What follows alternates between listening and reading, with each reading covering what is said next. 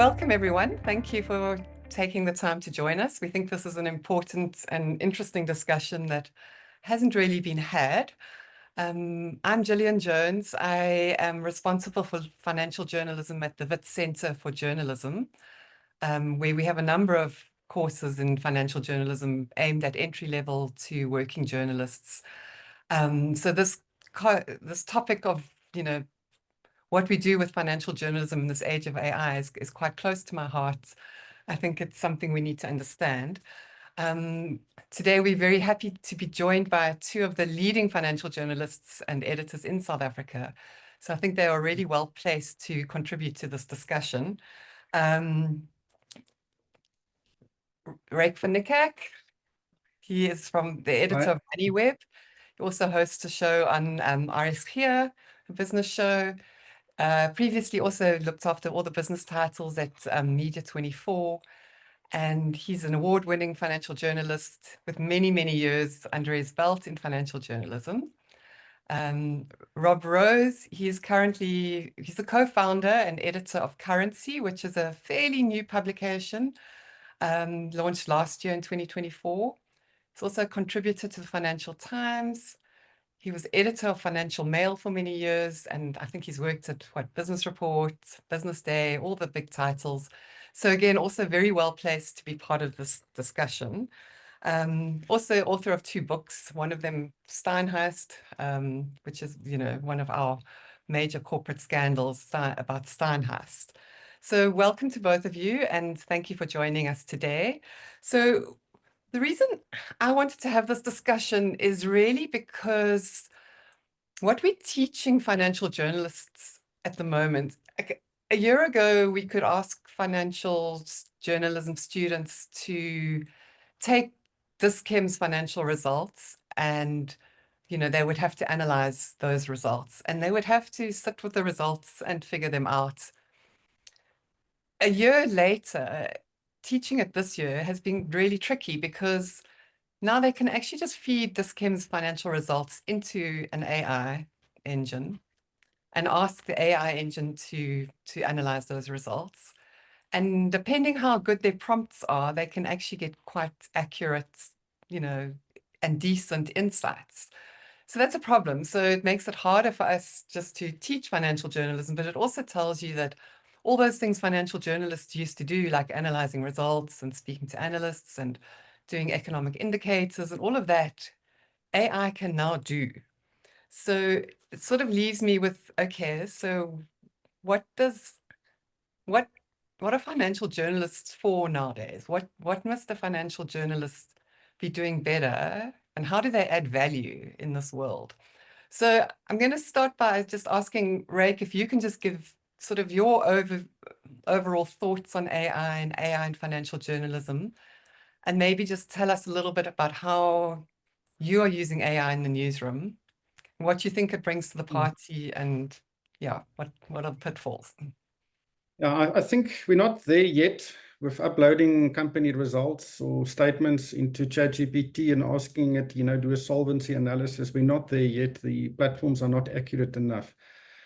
Although it is, there is really an improvement, actually a very, very quick improvement in the quality of the responses you get. So we're not there yet, but I'll return to the generation of content, because I think it's just one of the elements in the news value chain which AI will affect.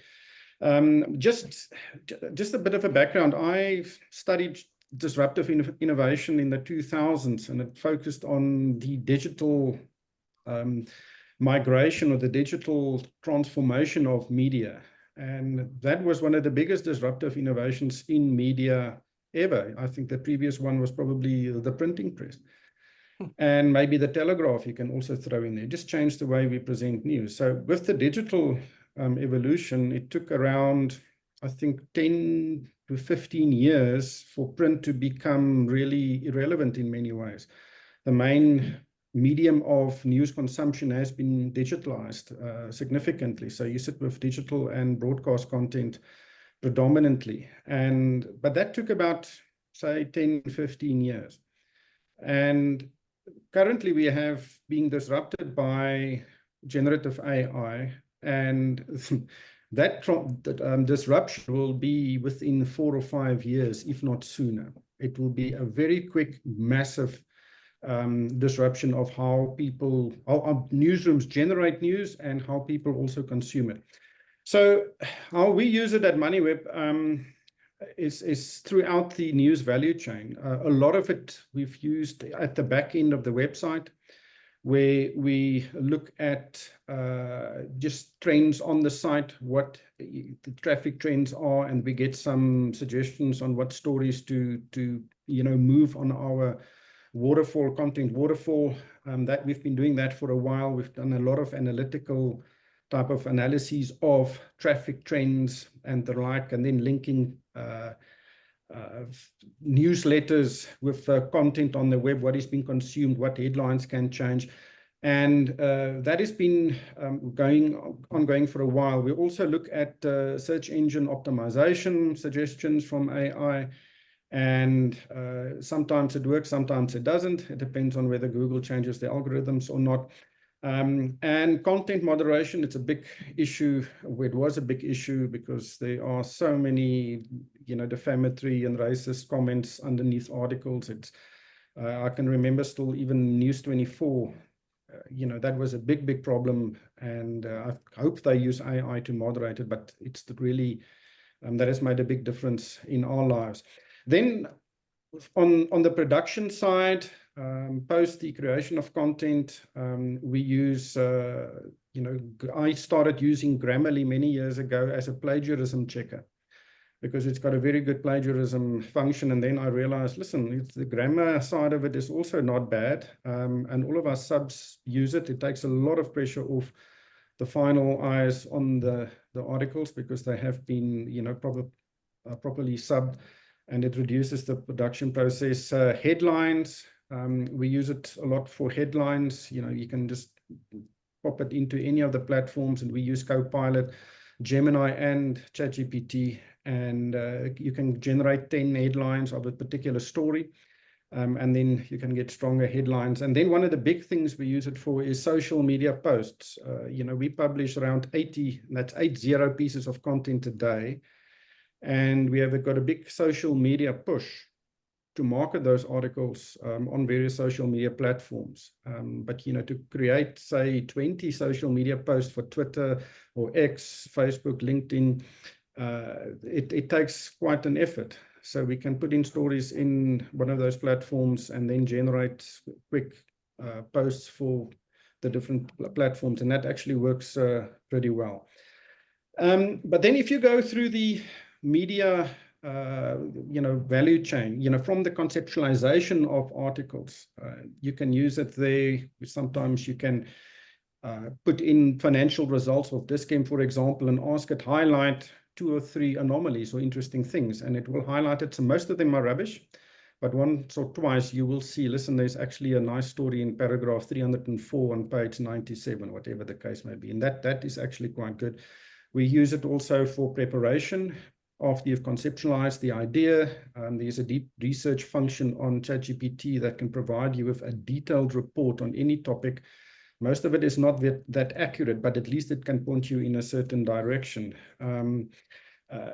And, we've also started using, or some of the journalists I've seen, would upload something and ask, please generate 10 questions I can ask the individual you're going to interview.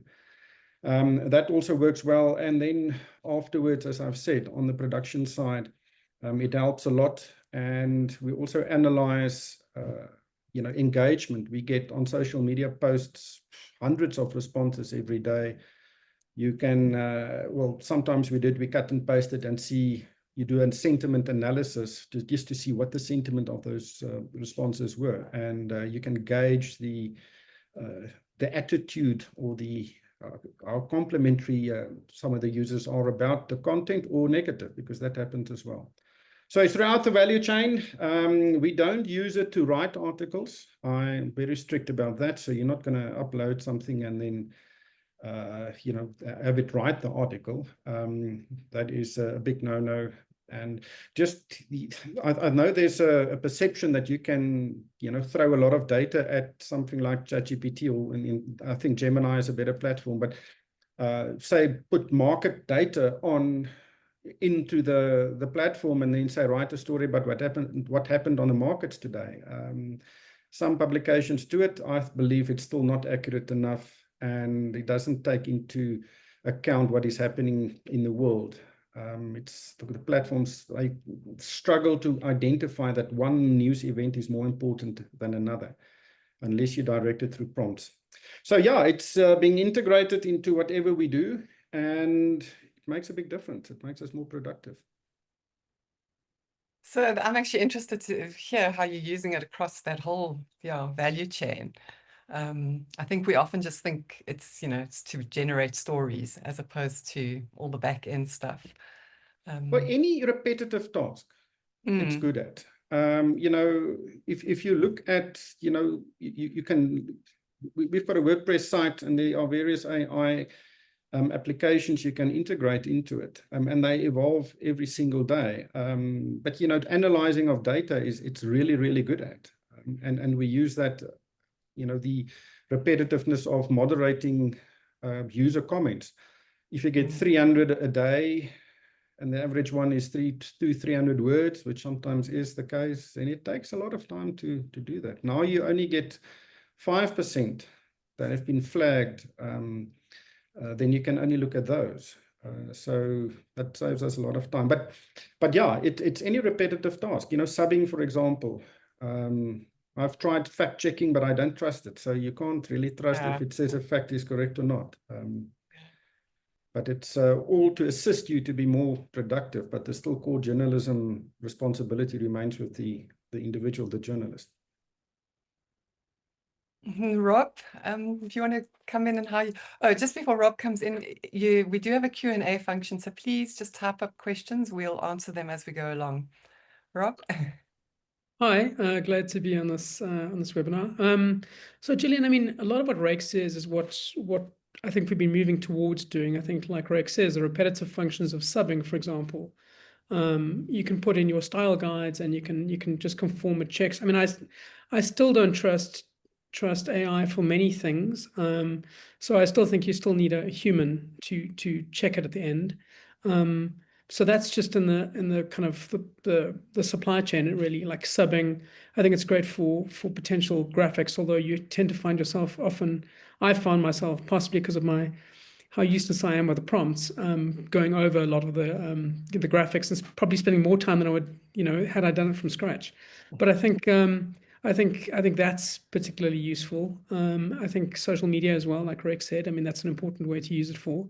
I think when it comes to content generation, the real skill, I think, of AI is to take large amounts of data and to process it in a way that helps you with certain leads for stories. Like, for example, I remember a couple of years ago, probably 10 years ago, Andrew Trench built his own Python program to analyze the minerals rights awarded. And that delivered a whole lot of stories, and he built his own program. You could now feed those records into ChatGPT and find out political connections of the people who've been awarded mineral rights. And that, I think, is the real use of it. I think it's to take large amounts of data and to process it in a way that tips you off and leads you in specific directions on stories. I think that's how it's making it more efficient. I mean, like Ryk says, it's you can't write stories on ChatGPT. I've seen the stories that are written on ChatGPT, and they are formless, lifeless. And I think that what that does do is it poses a shift to, a challenge to journalism outfits across the country who have been moving towards cutting staff and producing just rote statements of the previous day. I think that journalism will be killed by AI. I mean, if you need AI to just take a stock exchange announcement and report what the news is, I mean, that is the low hanging fruit. And I think that's what will, those newsrooms that are doing that have cut their staff and just plan to report on the previous day's events with junior reporters without any added value. I think those business models are dead. So I think that's probably a good thing in a way. I think what we should be doing is using AI to add value to our reporting, and through things like analyzing large data sets by getting tip-offs on which parts of the financial statements are more interesting. I think that that's probably the most utilitarian use of it. But equally, I think that, you know, the temptation to just not learn anything, like you were talking about at the beginning, not learn, you know, how to read an income statement, how to look through the notes, what to look for. I think if you don't know what you're looking for, ChatGPT or Gemini will come back with its suggestions of what it finds interesting. And if you don't know what you're looking at, ultimately it's pointless. So it does mean that, you know, we are upskilling ourselves through this thing. So that's why it's a particularly good thing for us. But I think it'll take the low-hanging fruit of just conventional straight news reporting out of it, which is probably ultimately good for the profession. So, I mean, we've got to assume AI is going to get better and better. Or maybe I am making an assumption, but as it gets better and better and it's able to do more and more, and we can trust it more with, say, looking at financial results, we still need to understand. So what is the uniquely human part that a financial journalist would bring to it? I guess I'm also trying to just understand what is good financial journalism? Well, What does it I mean, do? partly, I think it's not just, there are a couple of elements that go into making great financial journalism. I think the writing is one element of it, the humanity, speaking to people. You know, as Ryk spoke about, is it chatnews.ai? News GPT. News GPT, yeah.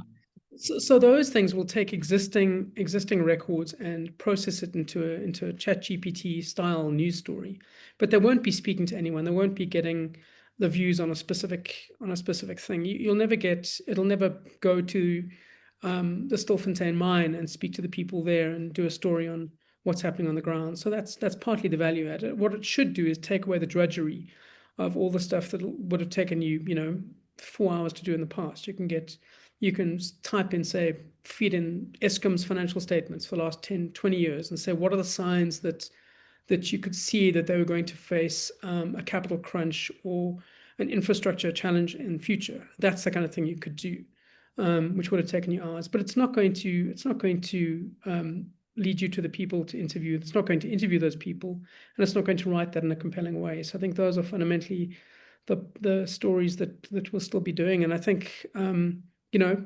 the press statements, the press conferences where it could just be covered by low value reporting. I think that's the stuff that will get absolutely taken away. But ultimately, I think it's about what this does present as an opportunity to add more value for readers, and for the newsrooms that invest in it and use it properly, a chance to distinguish themselves from the rest. And I think that you could see some big distinctions in the next couple of years, depending on how it's used. So we have younger journalists or journalists in training who, and then they're going to enter this profession. They're never going to have incredible optimists.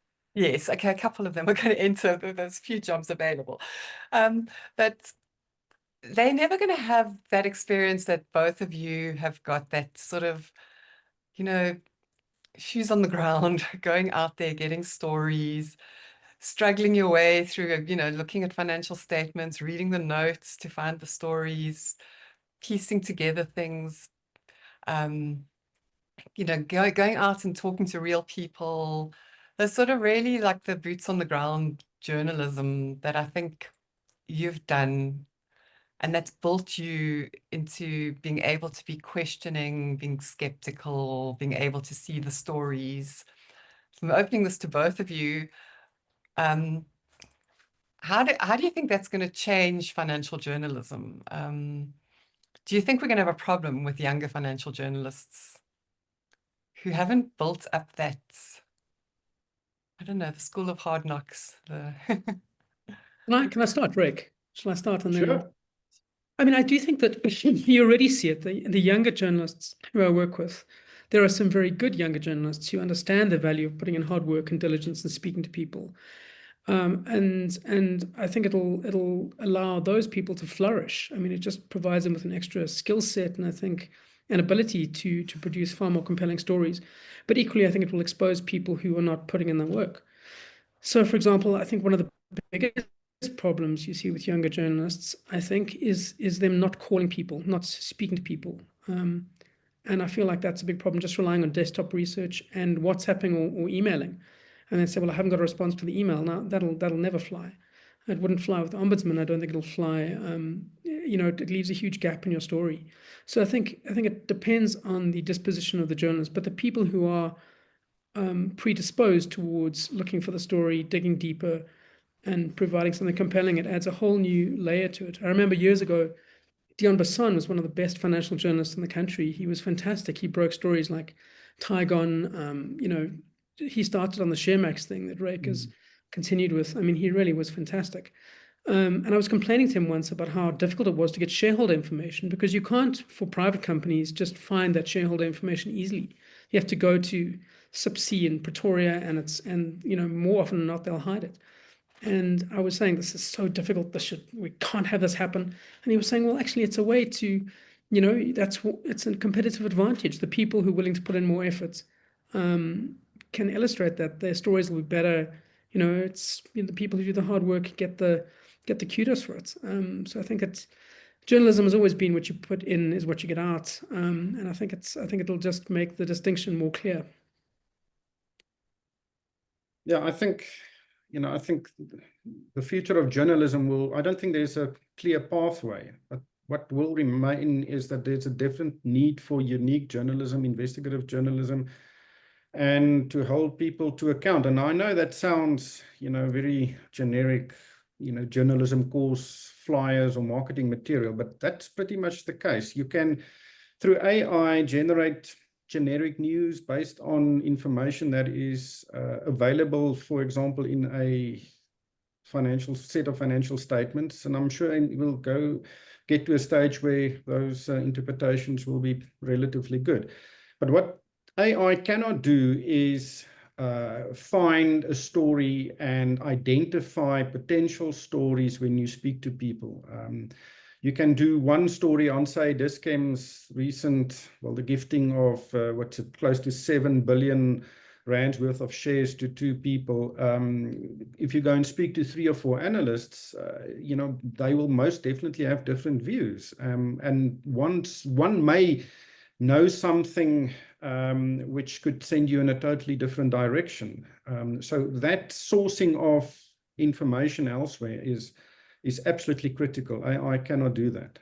And as Rob said, AI can make you more productive by providing you with background information, or it can make you lazy. And you can just submit a very average story based on what you get back. But that personal interaction, I think that is absolutely critical.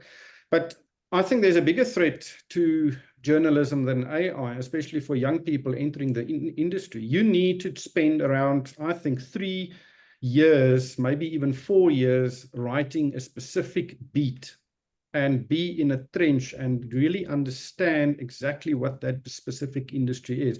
It can be retail, it can be banking, it can be insurance, it can be state-owned enterprises, whatever it is. And through that experience, you build up a network.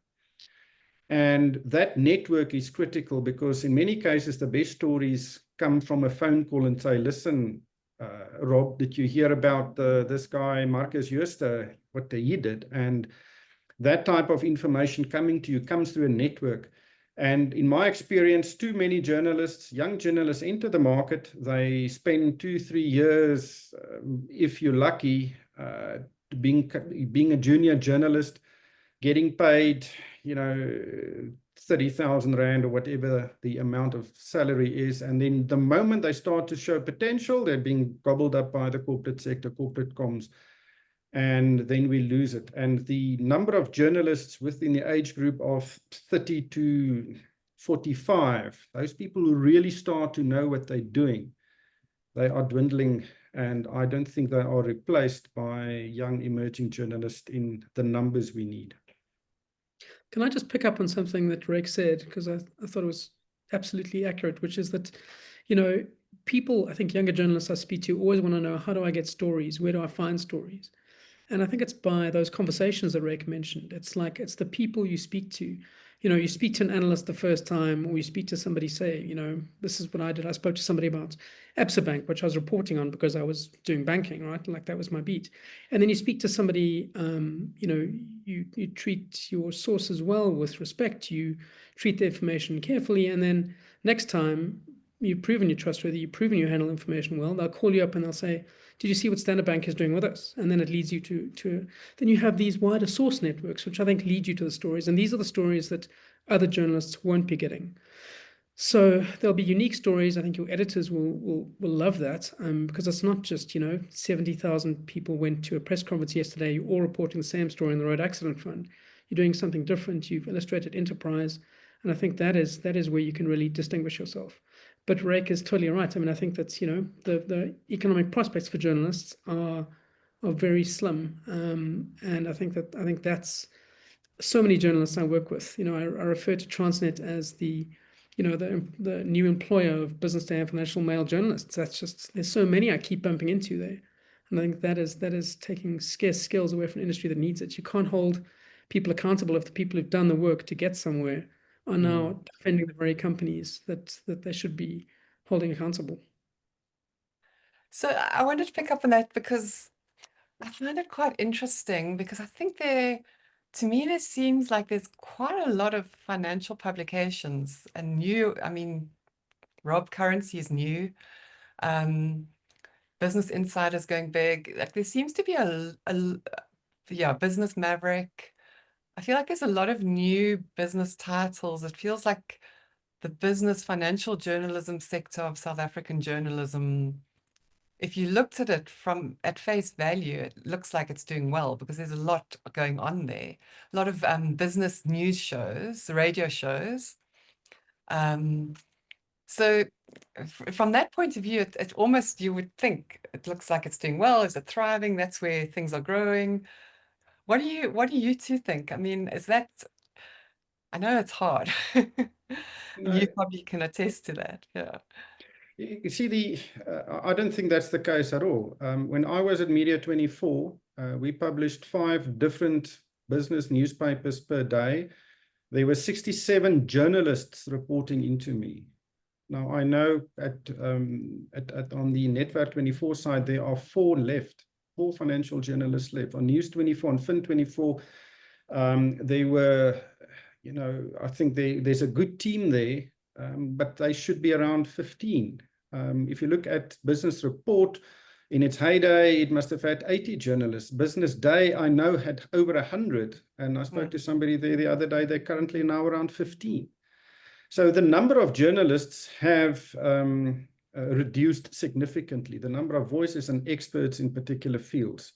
Yes, we have several titles at the moment, but if you go and look inside those newsrooms, they are cut to the bone. Most of those newsrooms are not profitable. If you look at Media 24's results, Naspers that came out yesterday, Media 24 is not making money.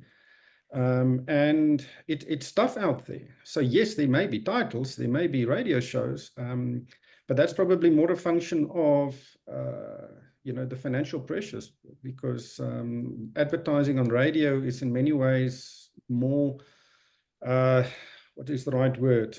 It makes it more worthwhile than to try and chase digital revenue. And that's why you also see with Moneyweb, we've got a cross-medium advertising approach model where you reach different audiences. So it's more developed. I think it's a lot more commercially driven than trying to expand the scope of media, because the number of journalists are a lot more limited than it was a few years ago even. I mean, I can say from the side of launching currency, I mean, I think that it is very difficult. And, part of it is the economic pressures of the country. You have an economy that's been growing at less than 1% for a decade. Now, advertising generally doesn't grow in that sort of environment. It grows when a country's in a growth stage. Now it's about resilience. So I think that people have been holding on, expecting that this will change at some point, but at the moment it hasn't changed. So it's incredibly difficult to do something like this. But I do think that, financial journalism is the place where there is more money in journalism. It's also the place where you can distinguish your journalism. I think that traditional news journalism, is the difficult one to make a difference, because I think that that's where conventional reporting is very easy to replace. But the other point is, I think Ryk's point is fundamentally valid, which is that people in those newsrooms, I used to work at Business Daily that had those 100 reporters. The people now are worked to the bone. They're doing 10 beats. And I think ultimately the real issue is that it's unsatisfying for them. You to strike an ideological tone, you join journalism because you think you can make a difference, hold people accountable, you can do fun stuff. But when your job is to just rewrite stock exchange announcements and you have 4 or 5 a day, and that is the goal of some publications, they have to write sort of 4 stories a day. That's not satisfying. You're not doing anything for yourself. And why not just go somewhere else where you earn a better salary?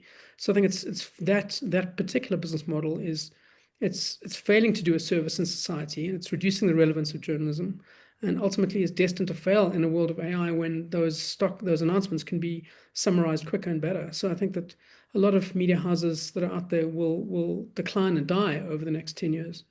Yeah, I'm Can I just add one thing, Gillian? The industry is not that dire. It's changed. And I think that is important to note. There are opportunities. Many journalists are also lone voices. They become, if you have 20, 30,000, or Rob, I don't know how many ex-followers you have, but you've become a publication, a brand in itself, and that you didn't have a few years ago.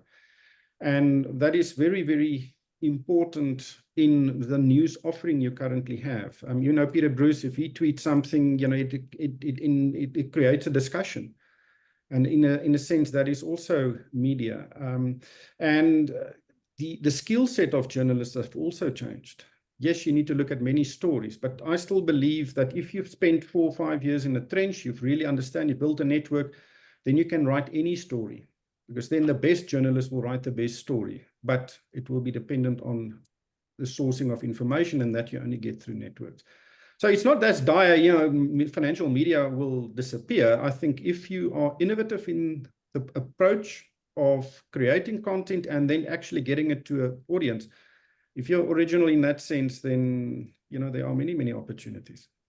Absolutely. And that's kind of what I was saying, is that if you treat your career properly and you make sure that you become a great journalist, that you build up the networks, you produce original stories that distinguish yourself from other people, I think there's massive opportunity to be had, and you'll be appreciated. But I think you see the decline in the relevance of large media brands and the focus shifting to individual people. If you have, say a Tim Cohen or Ryk van Niekerk, somebody who somebody trusts, that tends to be worth more in the public eye, I think, than, say, the New York Times brand in itself. And people are far more skeptical of big news brands. And you see these in the trust surveys. But the individuals at the titles, you read Martin Wolf at the Financial Times, you know that you want to read it.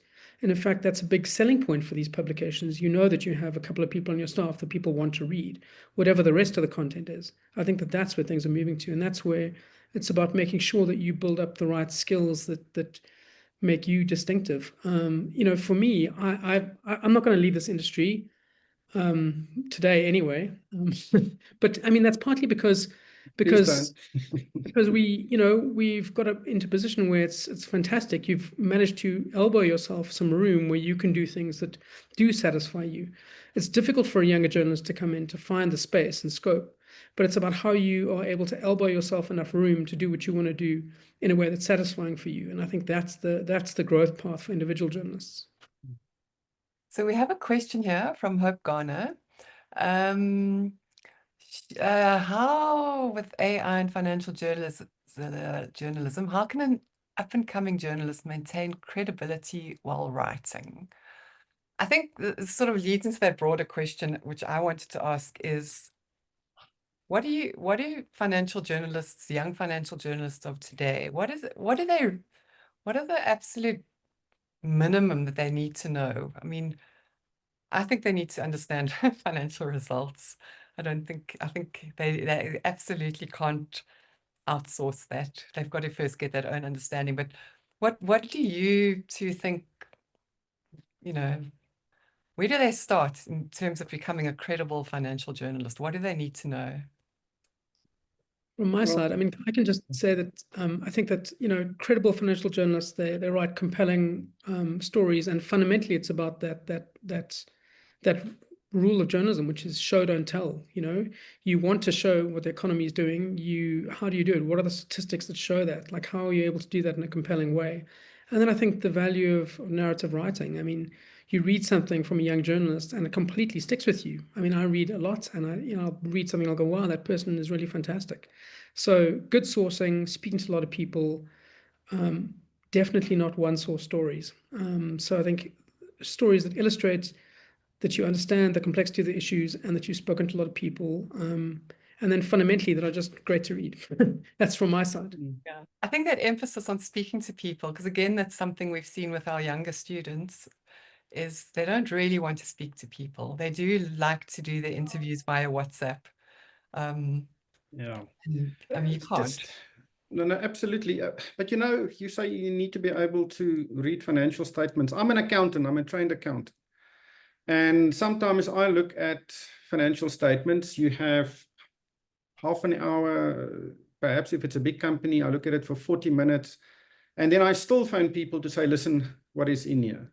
Because you can't expect a journalist to go and analyze Naspers' financial statements because it's so complicated. And I don't think you need to. You need to have the basics, what is the profitability, what were the issues, and then you can get some analysts and get their views on what they think. It's an incredibly complicated task to do, and especially if you find anomalies.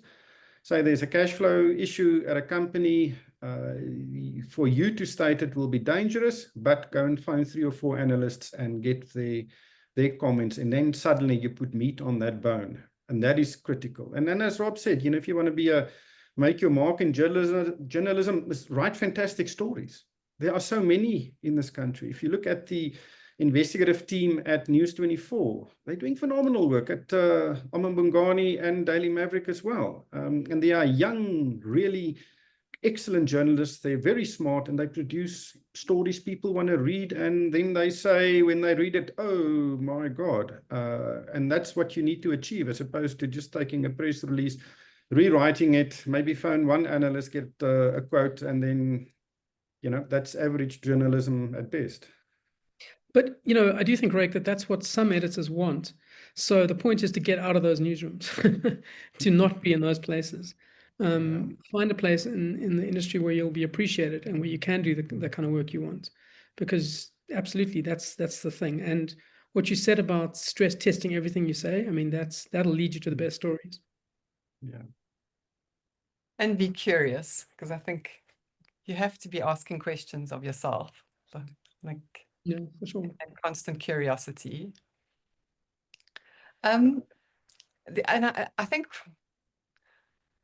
so with teaching financial journalism, what we've sort of boiled it down to is that the main thing you want to teach is that critical thinking, like how to just critically evaluate things, how to think more critically about things, how to realize things are nuanced. There's many, many aspects to a story. So I'm throwing it out there. How do you think you can teach critical thinking? How do you get people to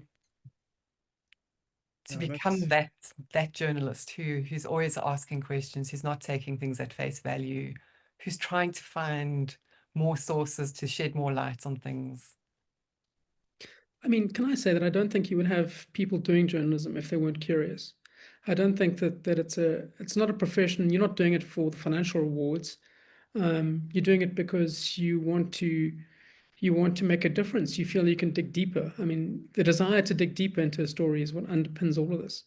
I don't think you can teach that curiosity. A lot of people have it, a lot of people don't. And I think that, there are lots of jobs at Investec for people who are not curious. Yeah. You say that, but I teach mid-career people who've been in the industry for a long time, and I still find them not that curious. Polly van Wyk went to Investec. Yeah, okay. If I'm not quite, I mean, she's in a specific place at Investec. That is not. That isn't what I was. But I mean, Gillian, how many great journalists do you know who are not curious? Who don't want to? I mean, I mentioned Dion Basson earlier. I mean, he would spend hours looking at stuff. I mean, stuff that you think is incredibly boring and irrelevant, and to some extent it is irrelevant ultimately. But the point is, you've got to sift through these documents. You've got to do the long, deep drudgery through documents that might not be relevant to get to what to find great stuff. The amount of hours that I'm sure Ryk has spent that hasn't made it into print, digging through documents, reading, prospectuses. That's the stuff that ultimately leads you to what you are and builds up your career. And that's going to continue with or without AI. Well, you can go through a lot of, I've got here on my desk about 2,000 pages worth of core documents. And I scanned it in, and as we speak, it's being analyzed by ChatGPT. And I'm looking for one specific reference. And to do that manually will take you probably a day. And hopefully I can have it later this afternoon. And so the tools are becoming better. But, how do you make people curious? That's probably inherently, what journalists are. If you are on a WhatsApp group, and some people or someone distributes one of these news clips, and the person who responds, where does it come from, or question mark, or questions the source, that must be the journalist, not the person who's distributed it, because then you take things at face value and you don't question it. Yeah. There's quite a few questions coming in. Peter, I've been ignoring your question, I know, because it's very specific. This is Peter's doing some research. So he wants to know, how do you determine the value of the AI that you've implemented in your newsrooms? Do you actually look at the cost saved or what value it adds? I mean, cost, we haven't done the actual numbers on this because we're still testing it in terms of savings on, say, sub-editing hours, for example. The amount of hours you'll save by hiring a sub-editor versus what you get by putting it in there. Because at the moment, there's a sense that you have to have a human verifying a lot of it. So it's not sort of a straight run to the end. I think that you need to do more analysis on this. Like, you look at what I found fascinating is the Pulitzer Prize. I think there are a lot of them who won Pulitzer Prizes this year who used AI in their reporting.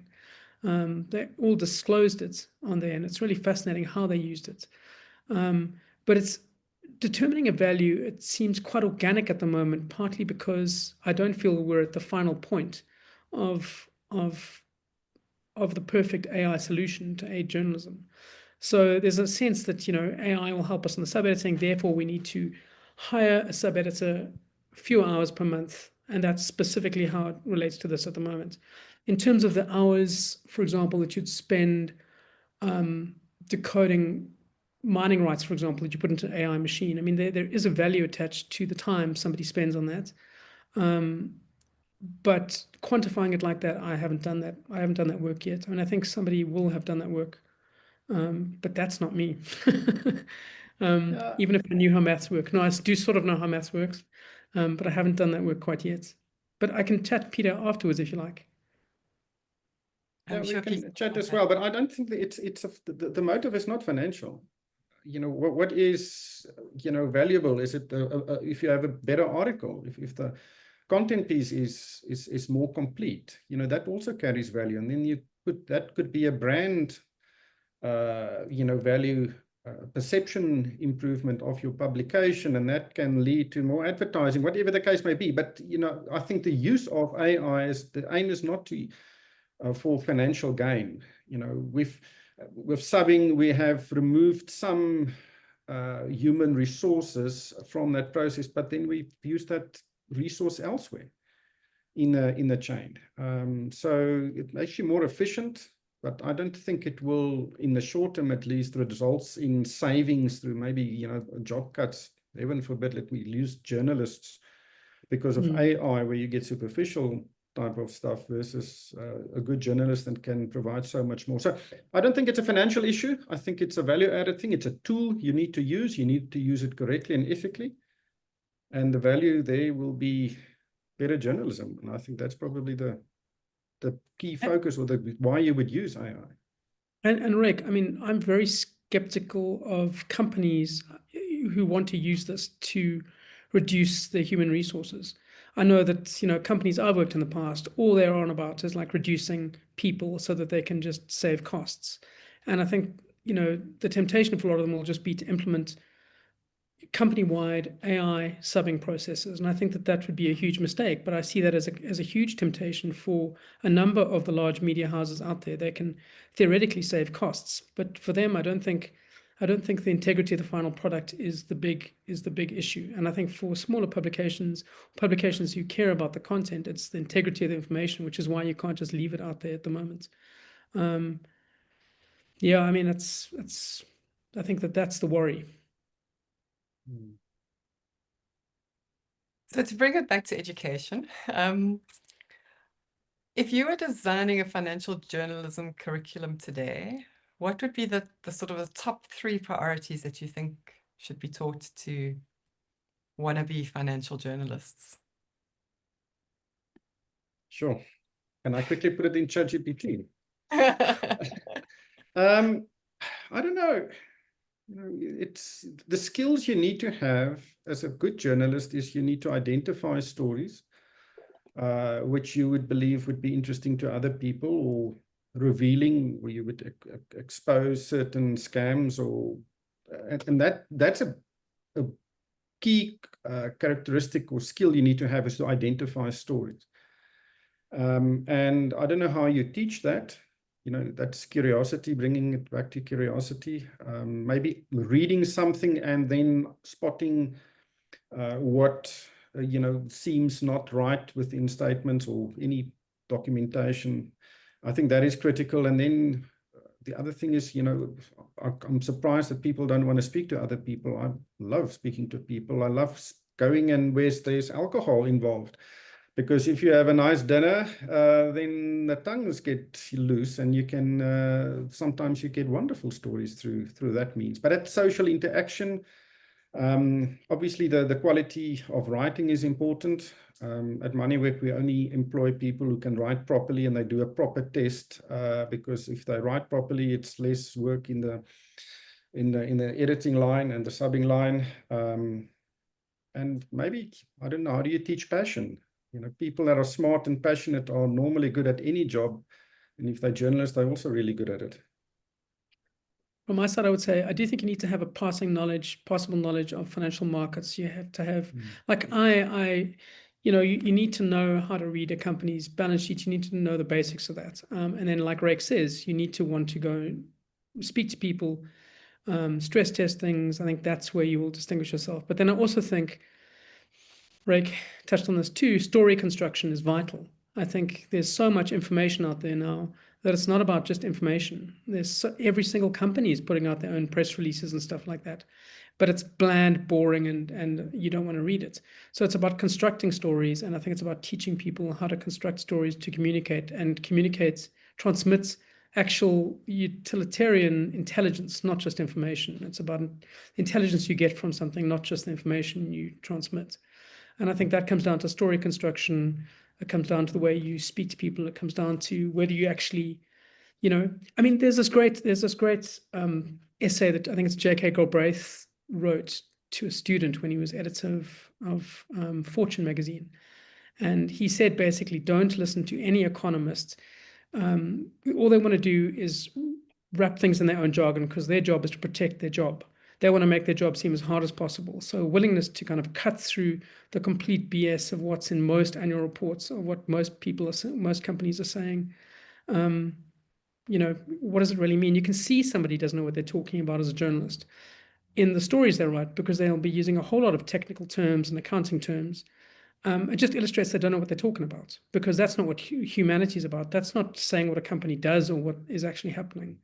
And that comes down to just information. Just get rid of the information, just have the intelligence and know what you're talking about. I think an important point that you've both made, and it's something that I really feel strongly about, is actually being able to write. I strongly believe that when you're writing, it's part of a thinking process, because you are putting your thoughts on paper, you're it's a sort of the brain and the hand, or the brain and the typing work together. And I think that reluctance to write and that reluctance to read and write is really not doing us any favors. Because I strongly believe writing is thinking. Just on that point, I think that such a valuable thing is that I have had journalists who've reported to me who just write a story once, then hand it in. Now, I don't do that. I would never do that. Like, I'll reread it, I'll take it out, go through your stories and reread it, take things out, see what you can take out, see what's irrelevant, see what you can make better, reread, edit it 5 times before you hand it to anyone.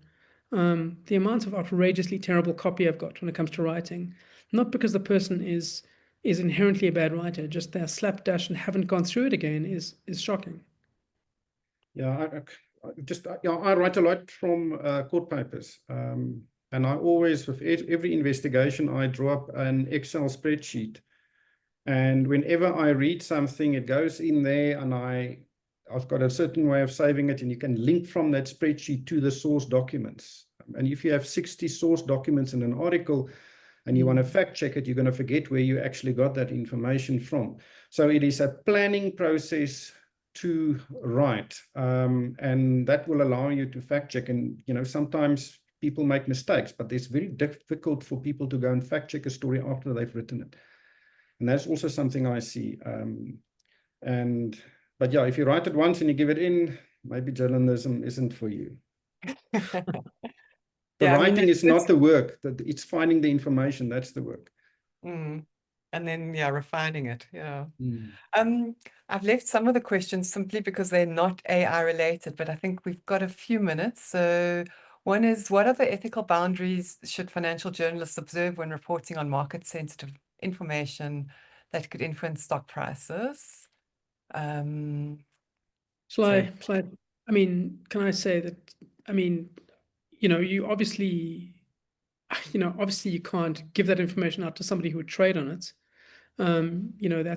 That's obviously not what you could do. But the point is to find out things in the market that are not public information. So I think you do.